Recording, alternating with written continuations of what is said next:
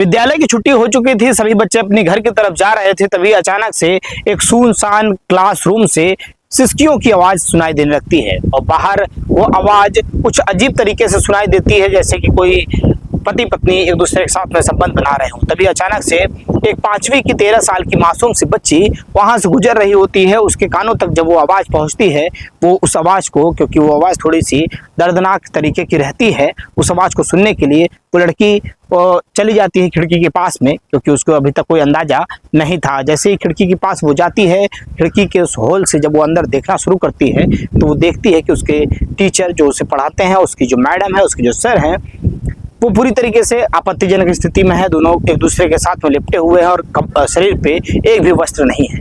उस चीज़ को देख करके वो लड़की घबरा जाती है और घबराई हुई स्थिति में वो जैसे ही वहाँ से जल्दी से निकलती है, तभी अचानक से उस मास्टर की नज़र उस पर पड़ जाती है और मास्टर जैसे ही उस लड़की को देख लेता है और देखने के बाद में तुरंत दरवाज़ा खोलता है, कुछ अर्ध नग्न अवस्था में उस लड़की को पकड़ करके उस कमरे में ले आता है और लाने के बाद में उसके साथ में जोर जबरदस्ती करता है, उसे डराता है, उसे धमकाता है, उसे कहता है कि अगर तुमने ये बात जाकर के किसी को बाहर बताई तो मैं तुम्हारे साथ में वो हैवानियत का खेल खेलूंगा जिसका तुम्हें अंदाजा नहीं होगा और जिसका तुम्हें ये बिल्कुल भी जानकारी नहीं होगी।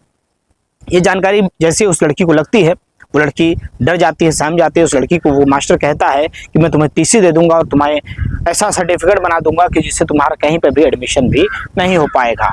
अब इस बात की भनक जब उस लड़की को पूरी तरीके से पड़ जाती है, वो सोच लेती है, समझ लेती है कि अब इस स्कूल में मेरा गुजर बसर नहीं है, मैं इस स्कूल में अब पढ़ नहीं सकती हूँ, क्योंकि मास्टर जो है अब मेरी जान भी ले सकता है। इसलिए वो लड़की स्कूल जाना बंद कर देती है। तभी उसकी एक सहेली जो हमेशा उसके साथ में रहा करती थी, वो देखती है कि मेरी सहेली हफ्तों से स्कूल नहीं आई है, इसलिए वो उसके घर चली जाती है। और जानने के बाद में जब उससे एक दूसरे से बातचीत करते हैं और उस बातचीत में वो लड़की अपनी सहेली को सारी बातें बयां करती है और कहती है कि इस कारण से मैं स्कूल नहीं जाती हूँ, मैं पूरी तरीके से डर गई हूँ, वो मास्टर मेरे साथ में कुछ भी कर सकता है। अब उसकी सहेली उसको आश्वासन देती है, उसे भरोसा दिलाती है, उसे तसल्ली देती है कि तुम बेफिक्र होकर के मेरे साथ चलो, मैं प्रिंसिपल से शिकायत करूंगी और उस मास्टर के खिलाफ कार्रवाई कराऊंगी, उस मैडम के खिलाफ कार्रवाई करवाऊंगी, तुम बेफिक्र रहो, हम दोनों कल स्कूल चलेंगे। वो लड़की उसकी बातों को मान लेती है और दूसरे दिन तैयार होकर के विद्यालय जाती है। और फिर विद्यालय जाने के बाद में कुछ ऐसा हो जाता है जिसको सुनने के बाद में भी आपका होश ठिकाने पे नहीं रहेगा और आपके पैरों तले जमीन खसक जाएगी। नमस्कार, मैं श्रवण कुमार और आप देख रहे हैं स्टोरी 8 PM। दोस्तों, ये सच्ची कहानी बिहार प्रदेश के पटना राजधानी की है, जहां पर थाना है गर्दनी बाग और क्षेत्र का नाम है अमराटोला। अमराटोला के पास में एक विद्यालय है, कन्या माध्यमिक विद्यालय। तमाम बच्चियां उस विद्यालय में पढ़ने जाया करती थी। तभी सुबह अचानक जब वो दोनों तैयार होकर के विद्यालय जाती हैं और 10 से 10:30 बजे के करीब में एक रसोइया बहुत जोर जोर से चिल्लाता है, आग लगी है, आग लगी है। और जैसे ही इस बात की जानकारी स्कूल में फैलती है, स्टाफ से लगा करके, प्रिंसिपल से लगा करके, मैनेजमेंट के तमाम लोग वहाँ पर पहुँचते हैं और देखते हैं कि शौचालय में से धुआं निकल रहा है और एक बच्ची जोर जोर से चिल्ला रही है, चीख रही है, पुकार रही है कि मुझे बचा लो, मुझे बचा लो, मेरे पापा को बुला दो, मेरी मम्मी को बुला दो। अब इस आग को देख करके सभी लोग तुरंत उस शौचालय की तरफ दौड़ते हैं, दौड़ करके दरवाज़ा तोड़ते हैं। दरवाज़ा तोड़ने के बाद कामयाबी मिलती है, उस बच्ची को बाहर निकाला जाता है, लेकिन वो बच्ची पूरी तरीके से घायल हो चुकी होती है, पूरी तरीके से जल चुकी होती है। अब आनन फानन में पुलिस वाले ना तो 108 पे फ़ोन लगाते हैं, ना या तो एम्बुलेंस फ़ोन लगाते हैं, बल्कि एक रिक्शा करके तुरंत पास के ही PMCH हॉस्पिटल, जो कि पटना का ही हॉस्पिटल, सरकारी हॉस्पिटल में लेकर के तुरंत दौड़ के पहुंचते हैं। वहां पहुंचने के बाद में रजिस्टर में जब नाम दर्ज होता है तो उस बच्ची का नाम पूछा जाता है, तो विद्यालय प्रशासन के लोग, प्रबंधक जो रहते हैं, वो मना कर देते हैं कि इस बच्ची को हम पहचानते नहीं।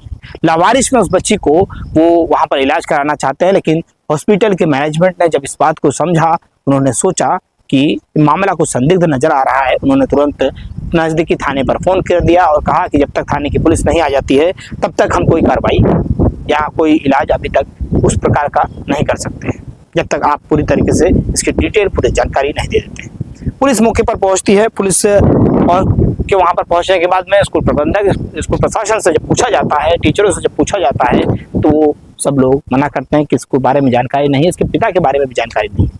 और हम लोग देखते हैं कि आमतौर पर जब विद्यालय के अंदर जब विद्यार्थी पढ़ने जाता है तो वहाँ पर पूरा उसका फॉर्म भराता है, उसमें देखा जाता है कि पिता क्या करते हैं, माता क्या करती हैं, बच्चे का पूरा नाम क्या है, घर कहाँ है, लोकेशन क्या है, तमाम चीज़ें का जिक्र होता है। लेकिन यहाँ पर जिस प्रकार से स्कूल प्रशासन, स्कूल प्रबंधन का ये गैर रवैया बिल्कुल भी अशोभनीय था। फिर पुलिस अपने एक्शन में आती है, पुलिस थोड़ा टाइट होती है, और पुलिस जब जैसे ही टाइट होती है, प्रबंधक पूरी तरीके से पटर पटर नाम बताना शुरू करते हैं। कहते हैं ये बच्ची कक्षा 5वीं की छात्रा है, इसका नाम जोया है और इसकी उम्र 13 साल है। अब पूरी जानकारी लिखी जाती है। हॉस्पिटल में वो बच्ची जोर जोर से चिल्ला रही कि मेरे पिताजी को बुला दीजिए, मेरे माताजी को बुला दीजिए। पुलिस वाले तुरंत सूचना पहुंचाते हैं और पता चलता है कि उसके पिताजी हैं वो सब्जी बेचने का काम करते हैं, ठेला लगाते हैं, बहुत ही गरीब हैं और वो ठेला लेकर के अपने घर से निकल चुके हैं। तभी आसपास के लोगों से उसके पिता को सूचना पहुंचाई जाती है। उसके पिता दौड़ करके अपनी पत्नी के साथ में हॉस्पिटल पहुंचते हैं और उसकी जो पत्नी है वो भी घर के जो कुछ बड़े घरों के अंदर जा करके बर्तन झाड़ू पोछा का काम करती थी, उससे उनका घर का गुजर बसर होता था। दोनों पति पत्नी जब पहुंचते हैं और पहुंचने के बाद में हॉस्पिटल प्रबंधक से, पुलिस प्रशासन से, स्कूल वालों से सबसे बात करते हैं कि आखिर मेरी बच्ची को हुआ क्या है। और जैसे ही उनकी नज़र अगली पड़ाव पे पड़ती है कि बच्ची लेटी हुई है और जोर जोर से चीख रही है, चिल्ला रही है, पिताजी मुझे किसी ने जला दिया, मुझे किसी ने जला दिया। अब उसके पिताजी को जैसे ही इस बात की जानकारी लगती है कि उसको किसी ने जला दिया, वो पूछना शुरू करते हैं कि आखिर बच्ची तुम्हें जलाया किसने है। बच्ची बता नहीं पाती है, वहीं पर दम तोड़ देती है। और जैसे ही पुलिस, स्कूल के लोग, स्कूल के प्रबंधक, तमाम लोग जब उस मौके पर पहुंचते हैं जहां पर उस बच्ची को आग लगी थी, उस शौचालय के पास जब पहुंचते हैं और पहुंचने के बाद में उसके पिता जब पुलिस वालों से और स्कूल प्रबंधक से पूछते हैं कि आखिर इस बच्ची को आग लगी तो सिटकिनी जो थी अंदर से बंद थी कि बाहर से बंद थी, सभी ने कहा अंदर से बंद थी। उन्होंने कहा, उसके पिता ने पूछा कि आखिर इतनी बड़ी आपदा विपदा क्या आ गई थी कि मेरी बच्ची को ये केरोसिन तेल लाना पड़ा, और केरोसिन तेल आज के समय मिल नहीं रहा है। ये केरोसिन तेल ये बच्ची लाकर कैसे लेकर के आई, क्योंकि अंदर एक डब्बा था, डब्बे के अंदर केरोसिन तेल भी था। अब पूरा जो मामला है संदिग्ध परिस्थिति में दिखाई दे रहा था। अब जैसे ही भनक इसकी पूरी गांव वाले, आसपास के लोगों को लगती है, उसके रिश्तेदारों को लगती है, तमाम लोग वहां पर पहुंचना शुरू करते हैं और स्कूल के अंदर तोड़फोड़, आगजनी, टीचर्स को साथ बदतमीजी, मारपीट, पुलिस वालों के साथ बदतमीजी, तमाम चीजें होने लग जाती है। मौके की नजाकत को समझते हुए पुलिस प्रशासन ने भारी पुलिस बल बुलाया, साथ में एरिया के या जिले के जो पुलिस कप्तान है वो भी मौके पर पहुंचते हैं। पहुंचने के बाद में परिवार को आश्वासन देते हैं कि आप लोग इस प्रकार का प्रदर्शन ना करें, इस प्रकार का विरोध प्रदर्शन ना करें, उग्र ना हो, हम पूरी की पूरी तरीके से कार्रवाई करेंगे, आपको पूरा भरोसा दिलाते हैं। परिवार को जब इस बात की जानकारी हो जाती है कि अब पूरी तरीके से हमको न्याय मिलेगा और न्याय जरूर मिलेगा, इसकी पूरी की पूरी जो जवाबदारी है पुलिस कप्तान अपने ऊपर लेते हैं, तब जाकर के पूरा गुस्सा शांत होता है। वहीं पर पिता एक तहरीर देते हैं थाने पर कि मेरी बच्ची के साथ में कुछ गलत हुआ है, कुछ दरिंदगी हुई है, कुछ गलत बात हुई है, तभी जाकर के कि किसी ने जरूर मेरी बच्ची को जलाया, क्योंकि मेरी बच्ची मरते मरते मेरी बच्ची ने कहा कि मुझे किसी ने जला दिया। इस बात पर तहरीर दर्ज हो जाती है, FIR दर्ज होती है संदिग्ध या कह सकते हैं कि अज्ञात लोगों के खिलाफ। अब दूसरा एक और FIR दर्ज होता है जिसमें पुलिस 200 से करीब लोगों के ऊपर FIR दर्ज करती है, जिसमें आगजनी, पुलिस के सरकारी काम में बाधा और मारपीट और जिस प्रकार से तोड़फोड़ का मुकदमा दर्ज होता है, जिसमें से 25 से 40 लोगों को गिरफ्तार भी कर दिया है पुलिस ने, और भी लोगों को गिरफ्तार करने का कवायद चल रहा है। पुलिस पूरी तरीके से मुस्तैद है, पुलिस ने पूरे मामले को संज्ञान में लिया है और स्कूल प्रबंधक से पूछताछ पूरी तरीके से जारी है। और वहीं पर उस जो बच्ची है उसकी उस एंगल पर भी पुलिस प्रशासन का नज़र जा रहा है। जो बच्ची, जो उसकी सहेली थी, जिसने जोया की सहेली, जो कि जिसको पूरी की पूरी इस बात की जानकारी थी, अगर उसकी बातों को माना जाए, अगर उसकी बातों को मान करके पुलिस अगर जांच पड़ताल करती है तो हो सकता है कोई ना कोई बड़ा खुलासा हो सकता है।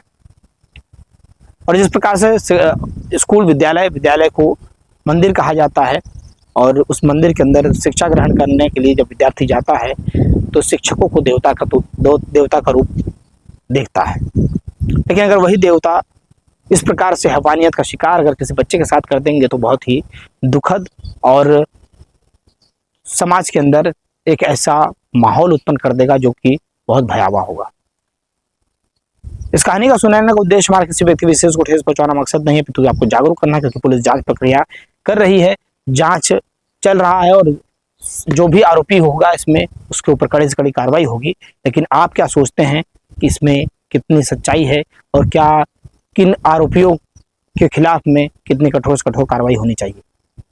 आपकी प्रतिक्रिया दीजिएगा और बताइएगा क्या उस मासूम बच्चे की जीवन जो कि पूरी तरीके से अब बर्बाद हो चुकी है, वो परिवार भी बर्बाद हो चुका है और उसकी सहेली की बातों को मान करके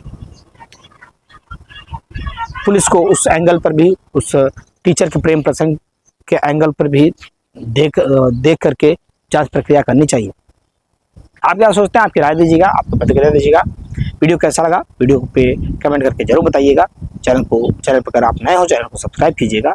और दोस्तों, कुछ लोगों ने जन्मदिन के अवसर पर अपना नाम लेने का जिक्र किया है। वाराणसी से ऋषभ दुबे हैं और जौनपुर से सर्वेश बिंद हैं और वहीं पटना से आलोक मिश्रा हैं, राहुल द्विवेदी हैं, वहीं पर शुभम श्रीवास्तव हैं।